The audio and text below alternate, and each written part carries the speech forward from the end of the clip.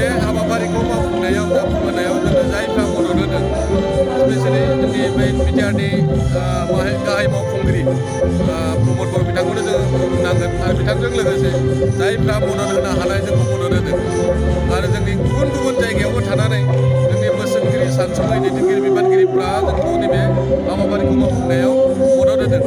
आरो लोगोसे मोनफ्रोम जिल्ला जिहेतु जोंहा बिसाया 16 जिल्ला जाना दङ दासिम जिल्लानि आफादगिरि नेहाथारिजों लोगोसे गासैबो महरगिरिफोरखौ खस्थ'नि गेजेरजोंब्लाबो बे हाबाफारियावहाय बाहागो लाफैहोनायनि थाखाय बिथांमोनखौ आं साबायखर बावहरदों मानो होनना बुङोब्ला बिथांमोननि अननाय सिबिनाय आरो मोजां मोननायनि थाखायनो नैबे हाबाफारिया दिनै साक्सेसफुल जादों आरो नाथाय गोनां बाथ्राया बेसो बिसाखौ जोङो जोनोम होबायब्लाबो मावफुंलांदोंब्लाबो गुबुन गुबुन खामानिया जाफुंदोंब्लाबो आरो माखासे मावफुंनो गोनां खामानि मावनो गोनां खामानिफ्रा आद्रा जानानै दं दिनै सिनेमा हल मोनसेबो गैया लुफुंनांगोन दिनै टिभि सेन्टार गैया मोनसेबो जाफुंनांगोन रेडिअ सेन्टार जाफुंनांगोन FM सेन्टार जाफुंनांगोन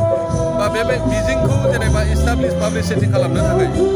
मा मिजिं नांगौ जोंनो बे मिजिंफ्रा मोनफ्रोमबो मिजिंखौ जों मोनफुंजोबनो हानांगोन आरो लोगोसे जायफोर सिनियर आर्टिस्ट बिथांमोनाबो बिथांमोननि मर्यादा जिथु मोननांगौ पेन्सन बिथांमोना मोननांगोन सेन्ट्रेल सरकारानो जाया मानो स्टेट सरकारानो जाया मानो बिटिआर सरकार एनि काउन्सिल सरकारानो जाया मानो जोंनो बेबादि रांनि अनसुंथाइ बा जायखिजाया माने मददथि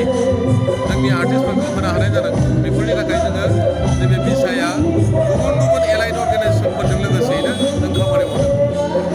सेन्सर बर्डआवबो दासिमबो जोंहा माने मा होनना बुङो मेम्बारशिपखौ जों मोननो हायाखै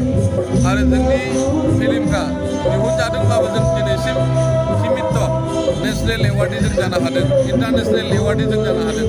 दा साफिसियेन्ट इन्टारनेशनेल एवार्डि जों जानो हानांगोन नेशनेल एवार्डि जानो हानांगोन आरो बबे खना खनलायाव जोंहा थाबावदों गुबुन गुबुन हारि माहारिफोरनि गेजेरावबो जोंनि सावथुनखौ बिथांमोननि लेंगुवेजजों जों दाबिं खालामनानै जों दिन्थिफुंनो हानाय बे परिबेगा सहैनांगोन दा बेनि थाखाय बिसाया खामानि